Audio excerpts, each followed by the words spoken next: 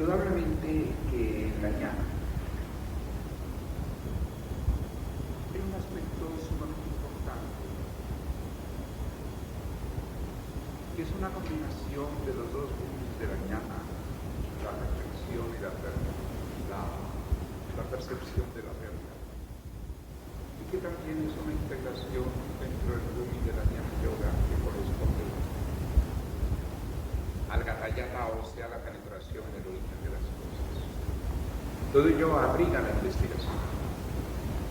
Pero esa investigación también se entiende por autoinvestigación. Y esa autoinvestigación y esa praxis, indudablemente, podríamos decir que una de sus principales manifestaciones es la salud misma,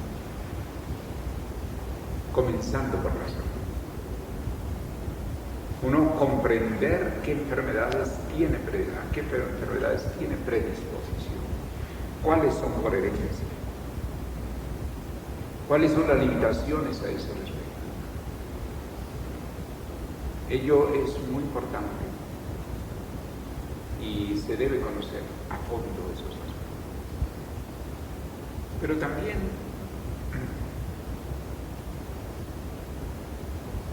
indudablemente el conocer el microcosmos implica conocer el macrocosmos. El conocer la autoinvestigación implica también conocer el ambiente. Nosotros vivimos actualmente una época en la cual hay que considerar varios aspectos ambientales. Parece que en los 150 años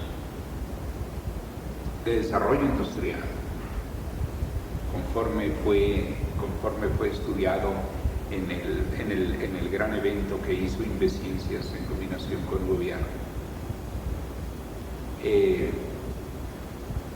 los 150 años de desarrollo industrial que han venido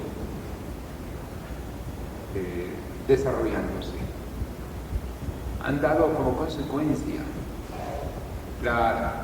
el afectar, el disolver con ciertos gases la capa de ozono. Ello no solamente ha incidido en que suba 4.6 grados el promedio de temperatura en el planeta, sino lo más grave de todo es que la incidencia de mayor número de rayos ultravioleta parece que tiene un efecto en el cáncer de la piel, pero si lo tiene en efecto en el cáncer de la piel, indudablemente lo tiene también en el cáncer de todo el organismo. Y es interesante observar que a medida de que ha habido el desarrollo industrial, ha aumentado incomparablemente, de una manera casi epidémica, aunque esa no es la palabra correcta, el cáncer. Pero ojalá que a pesar de esa enfermedad tan difícil, tan terrible, se han encontrado otros fenómenos importantes. En los mismos apamates, o sea, esos árboles típicos de Venezuela, se observa que se enferman más de una cosa parecida al cáncer y que toman la forma un poco como de cáncer y que se debe a un virus retro. Los virus retro son los virus que toman diferentes formas genéticas, diferentes particularidades genéticas que hacen que no pueda haber inmunidad hacia ellos. Y entonces tenemos, por ejemplo, entre los virus retro, los de la gripe, que fundamentalmente son dos virus, pero que toman tan diferente forma que no puede haber inmunidad para ellos. Y el SIDA mismo es un virus retro. Entonces son enfermedades que en realidad el hombre no padecía grandemente antes de la época industrial. Y que claro, así como se ha investigado y actualmente hay forma de atacar enfermedades que antes eran incurables, como la tuberculosis pulmonar y como otras, pero también hay que reconocer que han aparecido nuevas enfermedades. Con respecto a la enfermedad, la psicología del hombre es muy especial.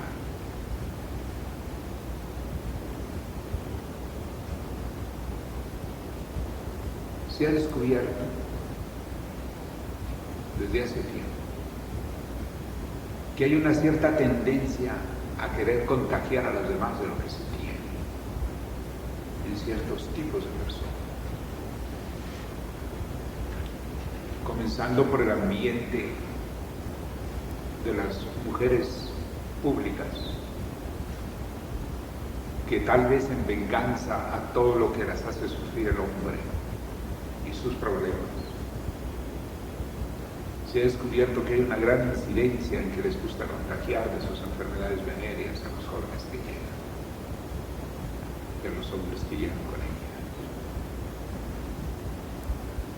Pero allí puede haber una cierta justificación, aunque no sería la palabra, en su conducta psicológica, por el hecho de ser ellas unas víctimas de la sociedad. Pero hay otros casos que son distintos. Se ha observado que los enfermos de tuberculosis pulmonar muchas veces tienen tendencia a descuidar sus vasos,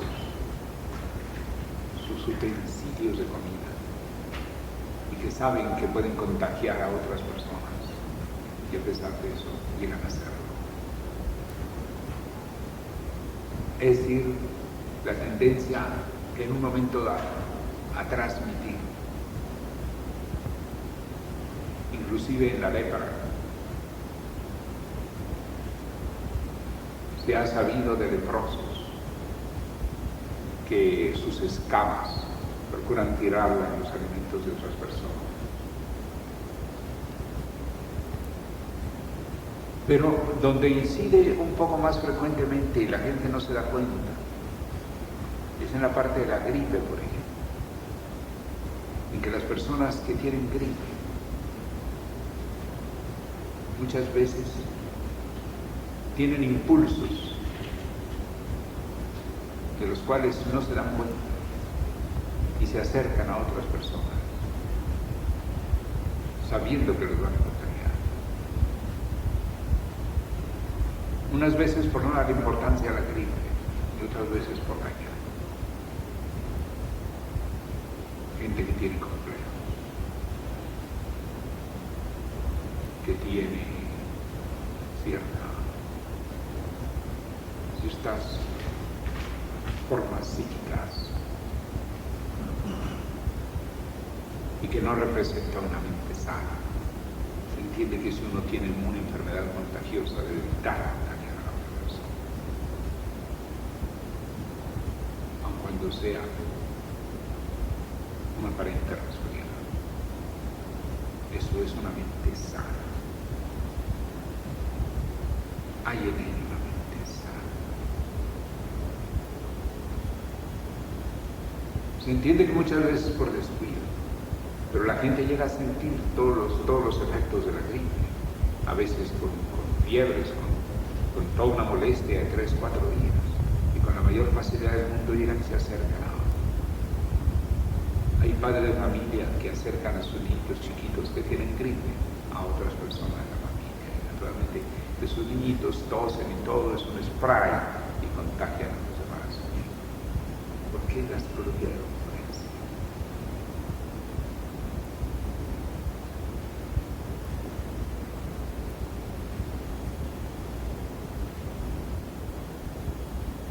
Hay una cierta génesis estructural.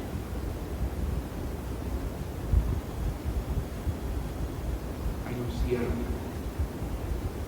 pareciera como si hubiera un cierto sustrato interno de la estructura.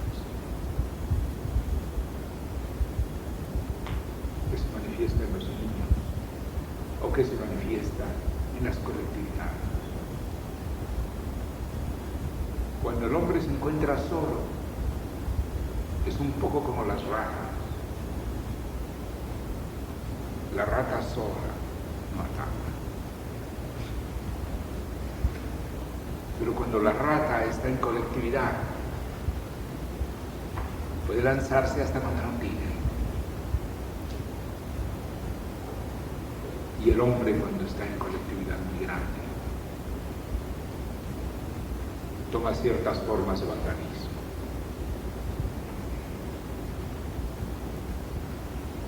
Es interesante. Entonces, esa percepción de la realidad, esa autoinvestigación, tiene que ser tomada en cuenta en muchos sentidos.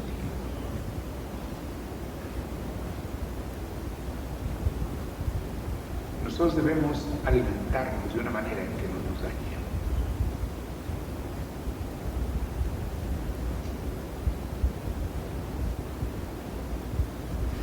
La buena voluntad debe ser aplicada también hacia nosotros mismos.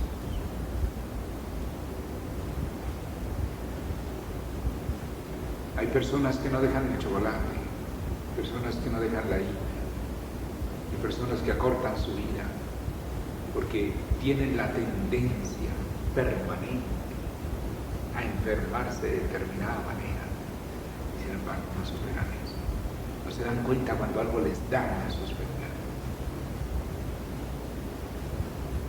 Es interesante.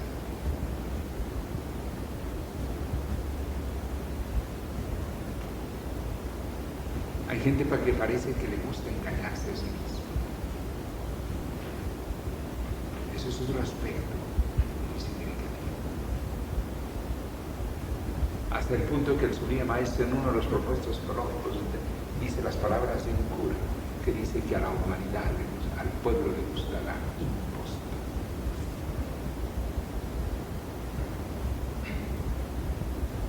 Que al pueblo le gusta que se le digan imposturas. Es interesante.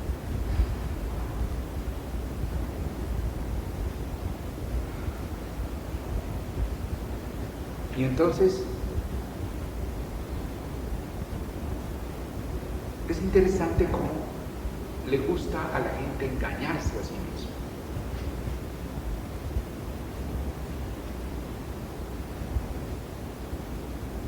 Por ejemplo, a la persona que sabe que no debe comer harinas, hasta se sonríe de seguirlas comiendo.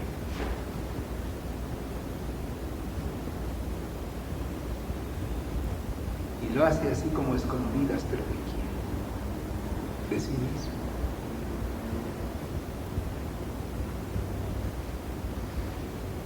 Entonces, saber no es nada más saber, es saberse.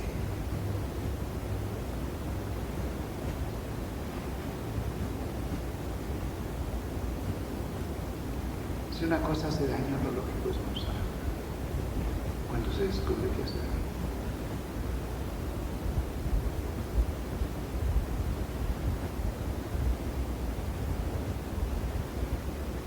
Pero no es así el comportamiento general.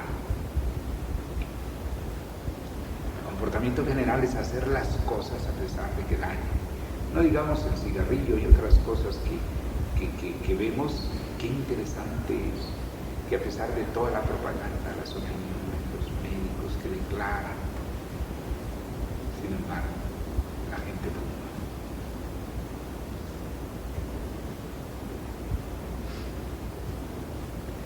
Es un poco en base a cierta afirmación de sí mismo,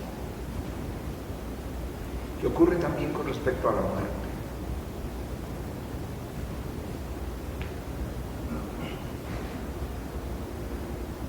Entre una de las bases de la psicosis de guerra es que la gente en la guerra pierde el miedo.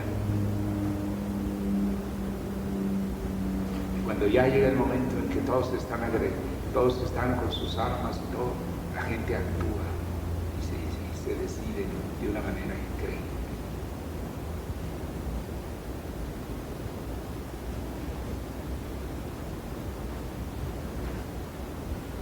Pero todo ello forma como un contexto, como un conjunto de cosas que parecen ser un impedimento para la percepción de la realidad.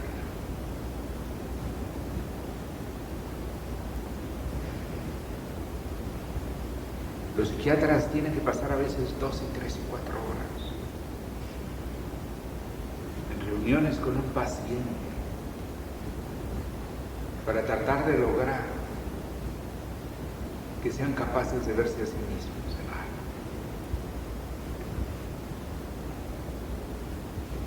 Y esto es una técnica.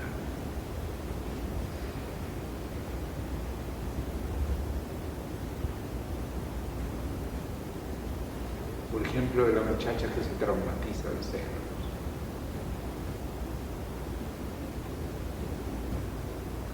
Y que es llevada a un psiquiatra, que para verse a sí misma de frente, el psiquiatra a veces tiene que darle una consulta de 4 horas.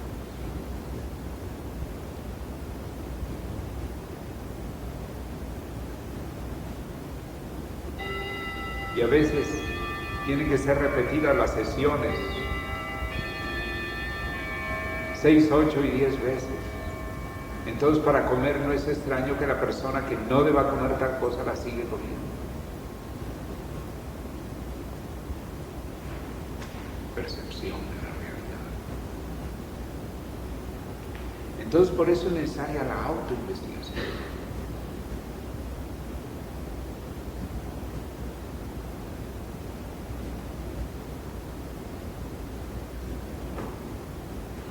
Por lo tanto, la llana también es una actitud.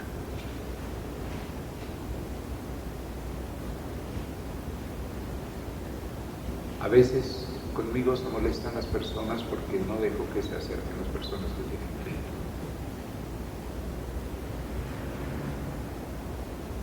Ayer tuve que recibir a una persona que estaba en un mal ánimo, una persona que llegó de la calle, una muchacha que se encontraba muy afligida por sus problemas amorosos. Y entonces parece que me contagiaron la gripe.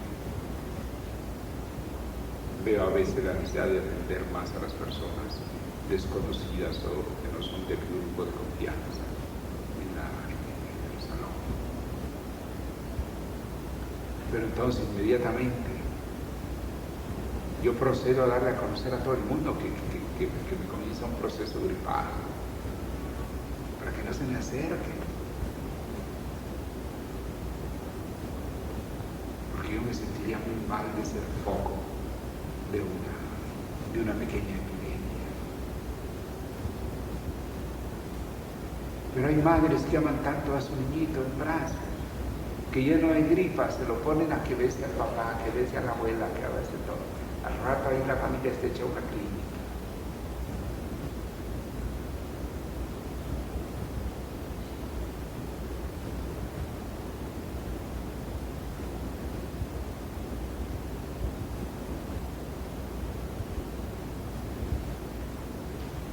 Es curioso, ustedes observan que como que el hombre está lleno de máscaras.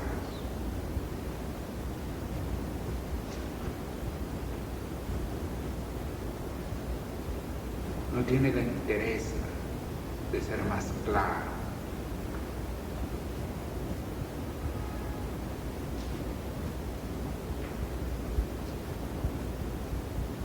Y eso no le ayuda. Entonces tenemos que ahondar bastante sobre la percepción de la realidad, la reflexión, el origen de las cosas, ir a ver cuál es la causa. ¿Por qué el ser humano se reviste de tanta cosa?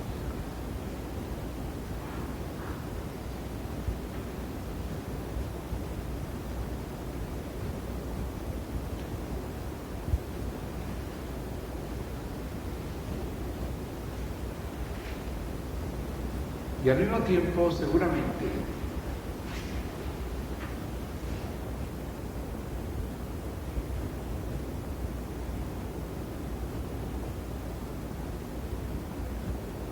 existe también la necesidad de la prudencia.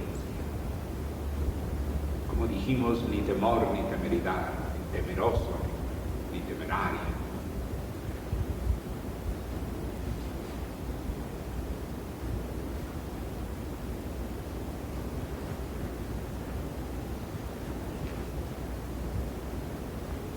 Pero naturalmente todo esto implica una madurez. Tener madurez es difícil cosa.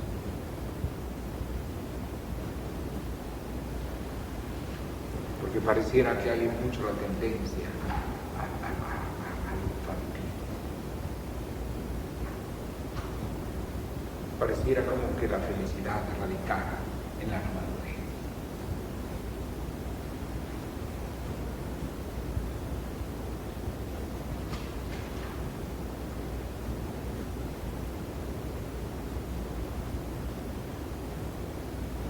Prefieren decir quiero ser feliz y no quiero ser sereno. Prefieren decir quiero ser feliz y no quiero ser maduro.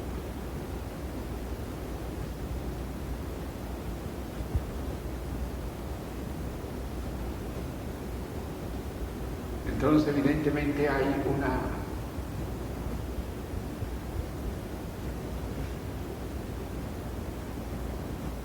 lucha consigo mismo.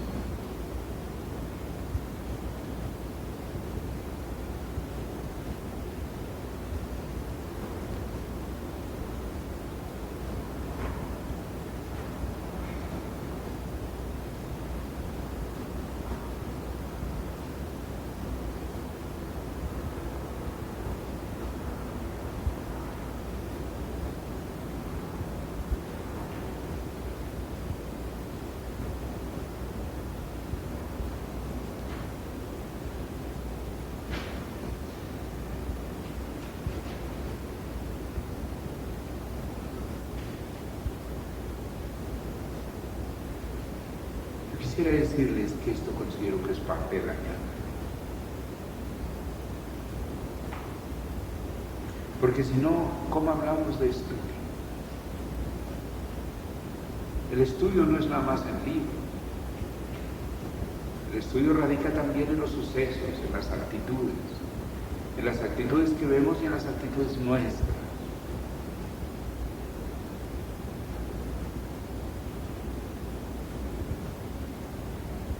En ese sentido, tiene que haber un estudio mayor, un estudio fundamental, el estudio de sí mismo.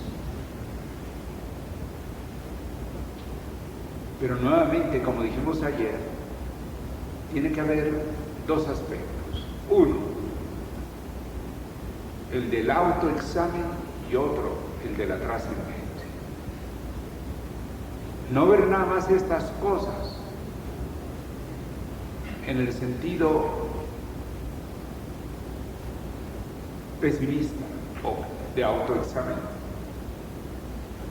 que pudiera tener un sentido más o menos lamentable. Hay que verlo también desde el punto de vista de que conocerse a sí mismo permite tener mayor trascendencia.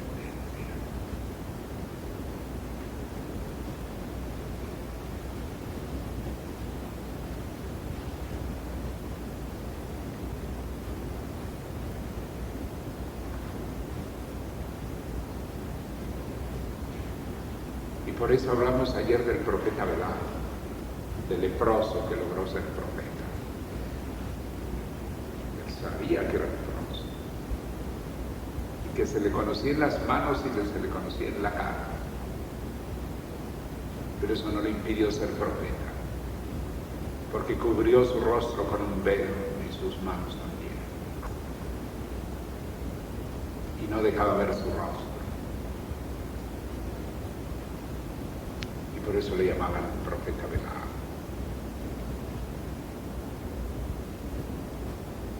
Entonces él sabía sus límites, pero también comprendía su trascendencia. Entonces podía haber tenido un examen de sus límites. Y de lo que muchos llamarían su desgracia, y con eso se entregaría el dolor. Pero entonces vio también la otra cosa.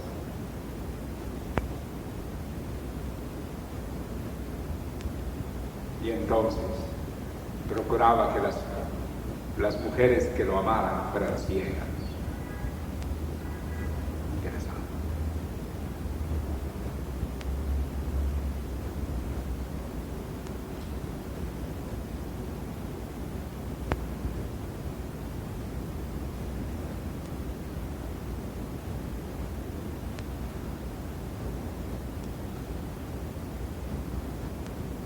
Entonces quiere decir que los límites que tiene cada quien no deben ser un impedimento para su trascendencia, pero que debe ahondar su ser, darse cuenta si tiene que ser más gordo, más flaco, si puede.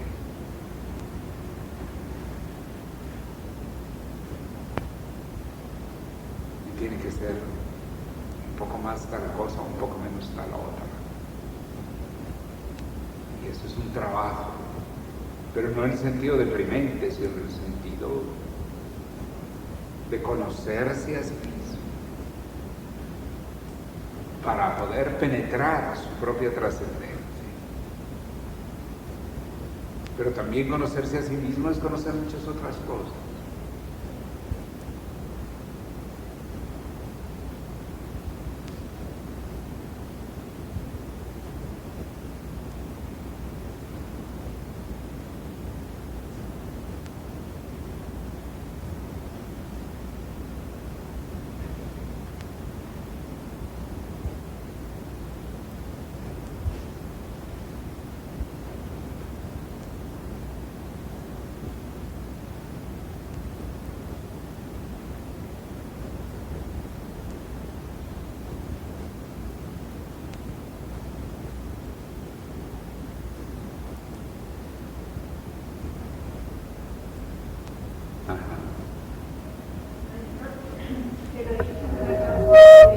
El descuido del ser humano de sí mismo estaría tal vez en eso que dice el Sublime Maestro en el yoga yoguismo, que el ser humano tiene un complejo de inferioridad, o sea que desconoce su verdadera misión.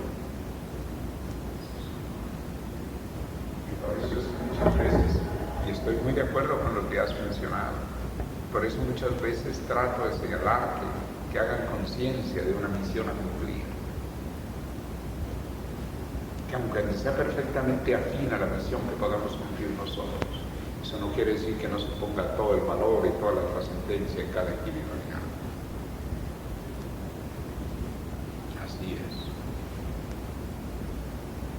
Y esa cuestión de los complejos es muy real. Pero en gran parte proviene de todo eso de nuestra infancia.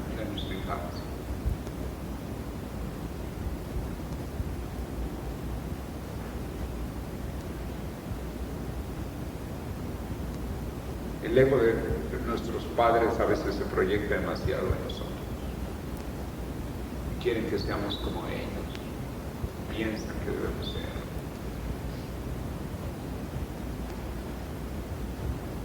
Y otras veces se tiene un poco de temor a ver una serie de verdades muy claras.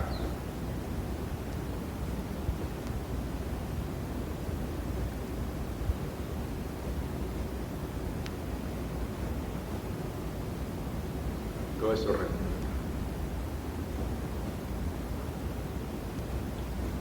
Y es interesante que en el ambiente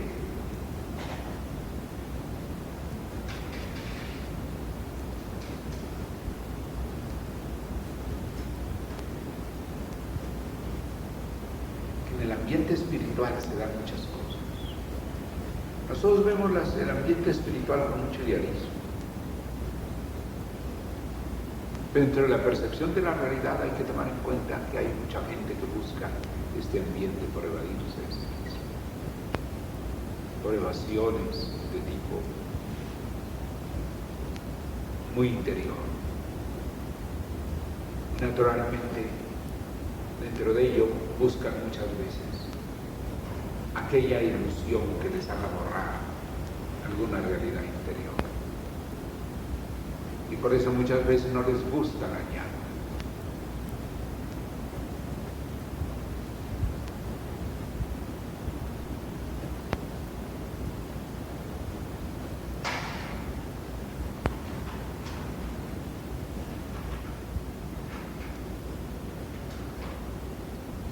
Esa es una gran verdad.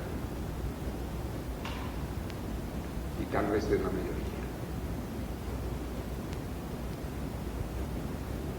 Y a veces les molesta un poco el que andemos sobre determinadas cosas.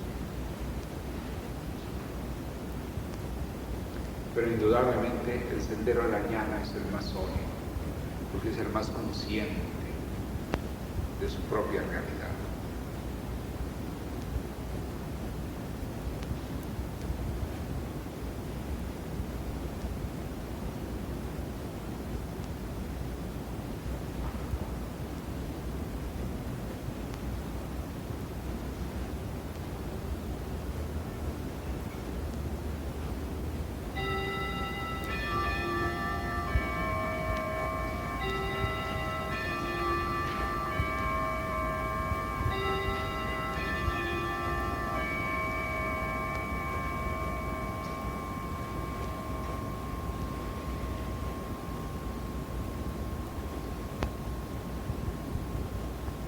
El segundo, un gran problema es también el conocimiento del propio ego. Por eso es tan interesante conocer las áreas de individualidad, sus áreas de verdadera individualidad y las áreas que se tienen abandonadas.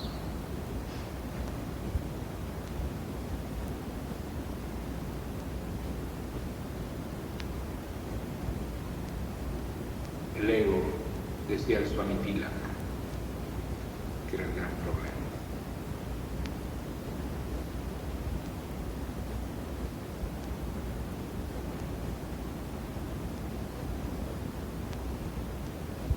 Y nuevamente nos encontramos ante el gran binomio autoexamen y trascendencia.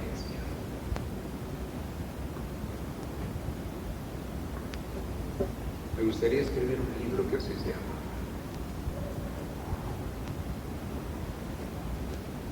Porque entre autoexamen y trascendencia existen aparentemente cosas que el hombre cree que son opuestas. Si se autoexamina, muchas veces se siente pesimista, tímido, limitado. En lugar de que el conocimiento de sí mismo sea una verdadera base para su trascendencia, bien clara y bien concreta.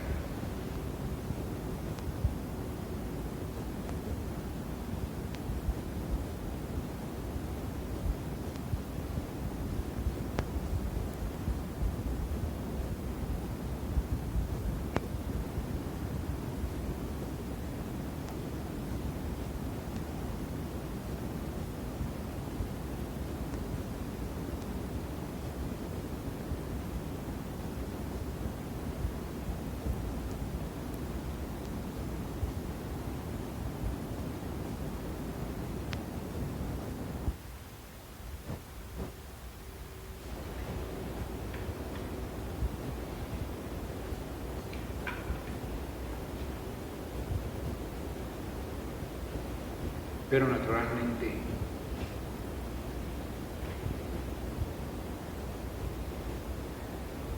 es un campo que debe interesar mucho más de lo que nos ha interesado hasta ahora. En el caso del ego,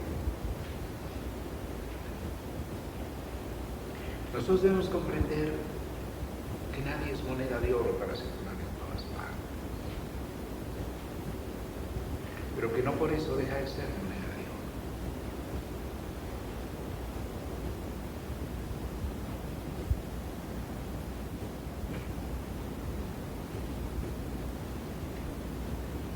Comprender nuestro potencial, comprender nuestros límites, porque Porque mientras mejor comprendamos nuestros límites, podemos pararnos más firmemente en lo que tengamos que hacer. Yo creo que uno de los mejores ejemplos es Demóstenes.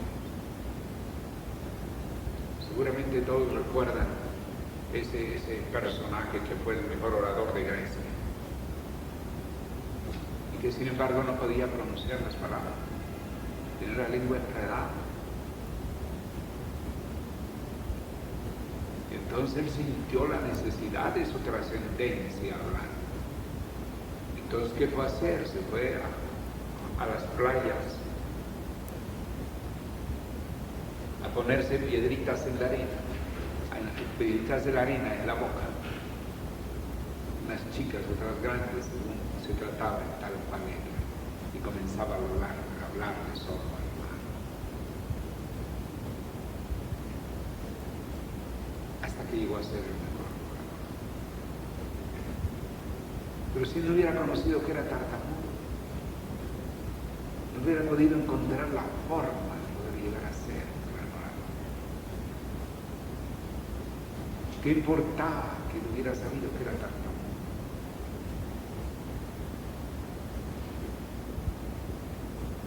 Eso no tenía que afectarle. Nadie es moneda de oro para circular en su mano. ¿Y qué importaba que fuera tartamudo? Lo que interesaba es que él realizara de sí mismo aquello que quería realizar y lo hizo.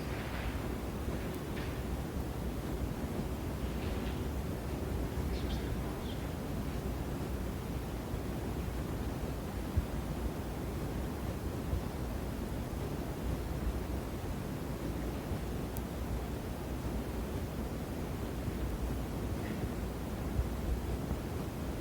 Es un magnífico ejemplo.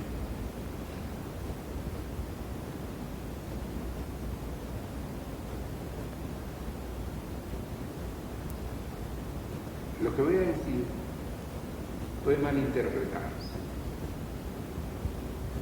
pero eso no importa.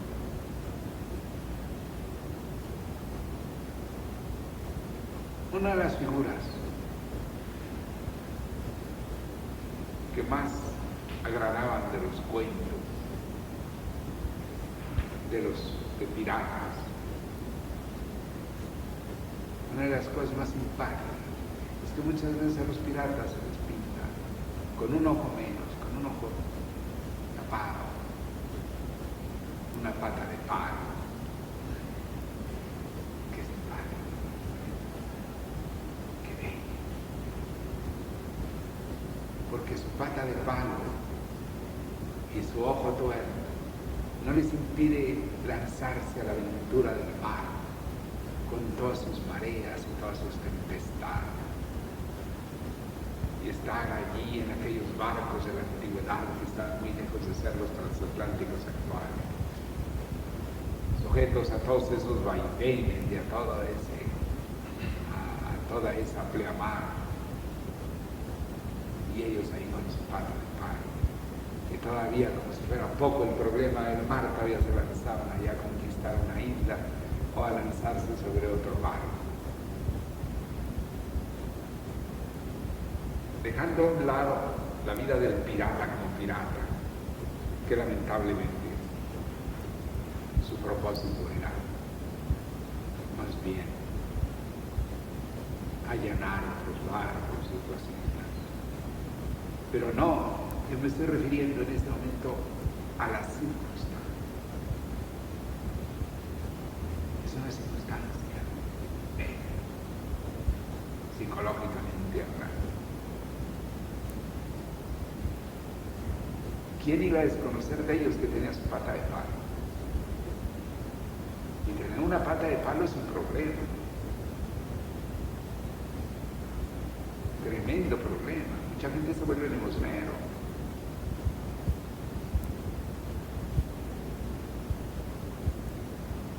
Y otros quedan inhibidos. Y luego con un ojo tapado.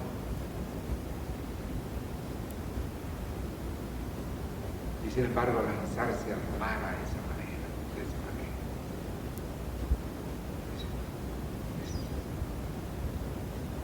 demostración de que el conocer profundamente nuestras limitaciones no tiene por qué dañarnos,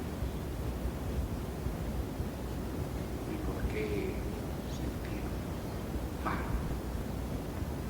No tenemos por qué tener miedo.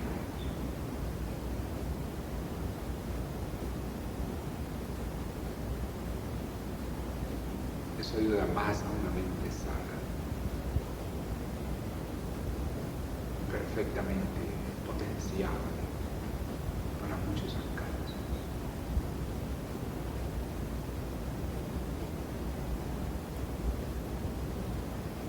Ajá.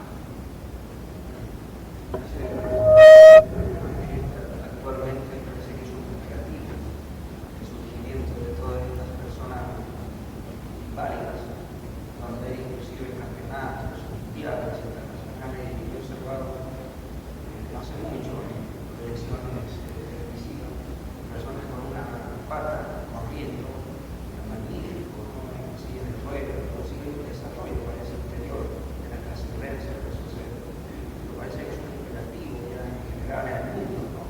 Pero va surgiendo de la nueva era, ¿no? Es evidente.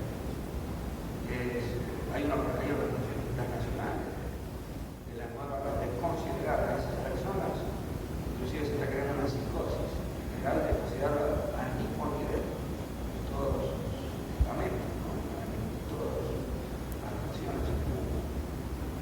Precisamente en su país, vamos a ver, en esta Argentina tan interesante, que si no fueran tan llorosos algunos, sería magnífico. Pero en Buenos Aires,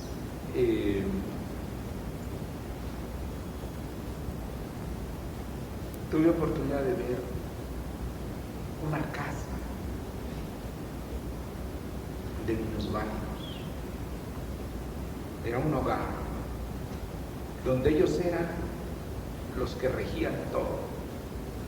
Tenían 2 o 3 asesores especializados. Ellos elegían quién era el presidente, quién era el vicepresidente, quién era todo. Al que no le faltaba un brazo, le faltaban 2 pies, al que no le... Todos así. Y estaban tan felices. Salían al mediodía a trabajar, pero no tenían que integrarse a la sociedad como quería mucha gente, sino sí se integraban en cuanto trabajaban, pero regresaban a su medio. Y era una alegría entre ellos.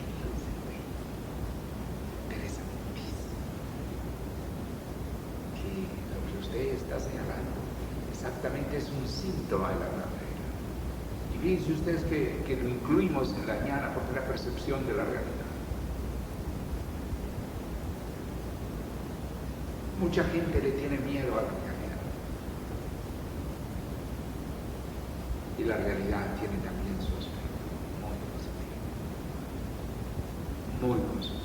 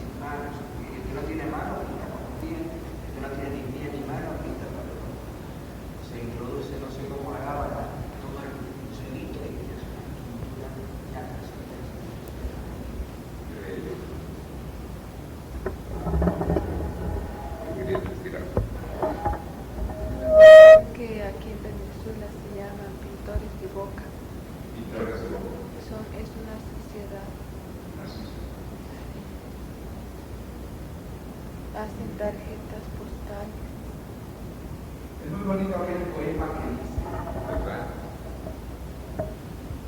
Cuenta de un sabio que un día tan mísero, tan pobre y mísero estaba que solo se sustentaba de las hojas que caían. ¿Recuerdan aquel poema? Y resulta que después él creía que era el sabio más desdichado del mundo, ¿no? Y en eso volvió a ver que había otro sabio que iba detrás de él recogiendo las pitas que dejaba.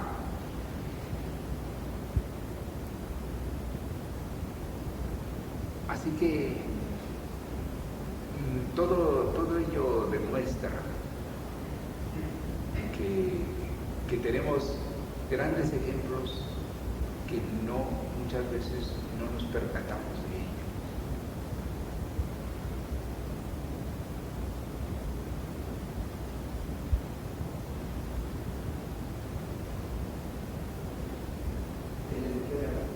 Helen Keller, justo. Inclusive sobre Helen Keller se dio una premier por parte de acá, de las escuelitas 10 de investigación.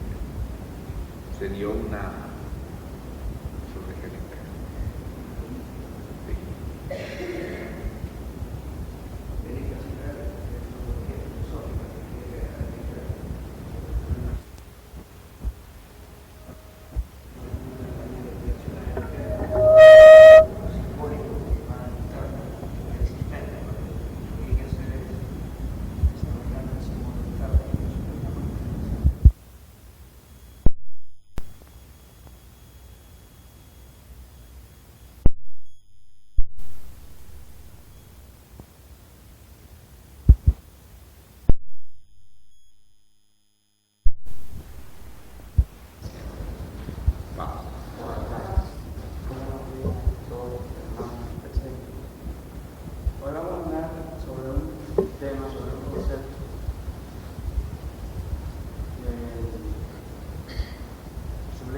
Plantea en sus obras de una manera trascendental. Digo de una manera trascendental porque generalmente el denominador común o el común de las personas se nos da una formación, sea en el área cristiana o sea en cualquier otra religión, y se nos habla de un Padre, un Hijo, un Espíritu Santo, y realmente se manejan esas categorías como elementos sumamente abstractos. O sea, no entendemos. Habría que introducirse dentro del manto de la teología para entender real y efectivamente todo ese tipo de concepción. Evidentemente, el maestro hace un aporte y uno de los conceptos renovadores que plantea para la nueva era del cual es el de introducir el concepto vida, forma y pensamiento en lugar de los conceptos tradicionales o de otras religiones tales como Padre, Hijo, Espíritu Santo, Brahma, Vishnu, Shiva, de acuerdo a la tradición